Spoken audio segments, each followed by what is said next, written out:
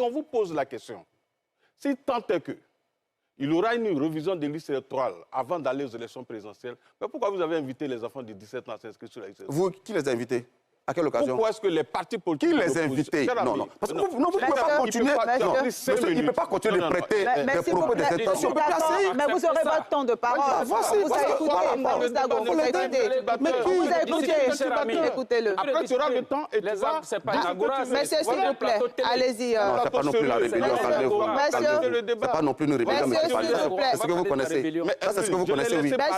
Monsieur, s'il vous plaît. Fabrice Lago, on vous a écouté pendant au moins 5 minutes. Laissez-le terminer. Oui, je le laisse terminer. Vous avez raconté des indécis, je n'ai rien dit. Mais Zizi Kokora, allez-y. Donc je dis, si tant est que nous étions tous conscients qu'en 2025, avant les élections présidentielles, nous allons avoir une révision du liste électorale, pourquoi ensemble, je ne vais pas dire vous pour ne pas être choqué, offusqué, pourquoi ensemble nous avons invité les enfants de 17 ans à se faire inscrire sur la liste électorale? Quelle était l'urgence de Pourquoi vous n'avez pas dénoncé ce Karim, s'il vous plaît. Quelle était l'urgence? Pas tous à la fois. Quelle était l'urgence de faire inscrire des enfants de 17 ans sur la liste électorale en octobre et attendre qu'en mars, ils vont avoir 18 ans et donc respecter la loi?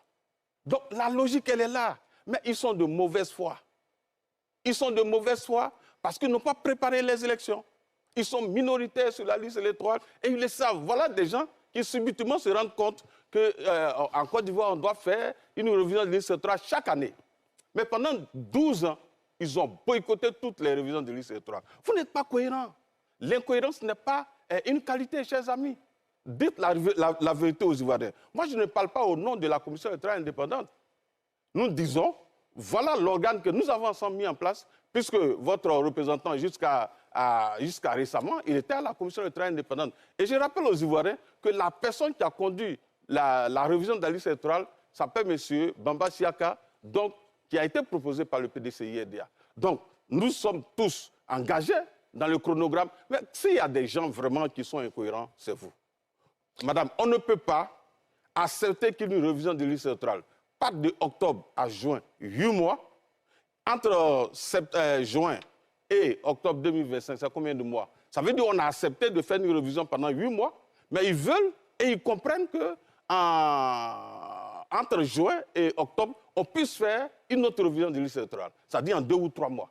Et même quand on prend l'article 11, ceux qui parlent de loi, mais l'article 11 dit quoi?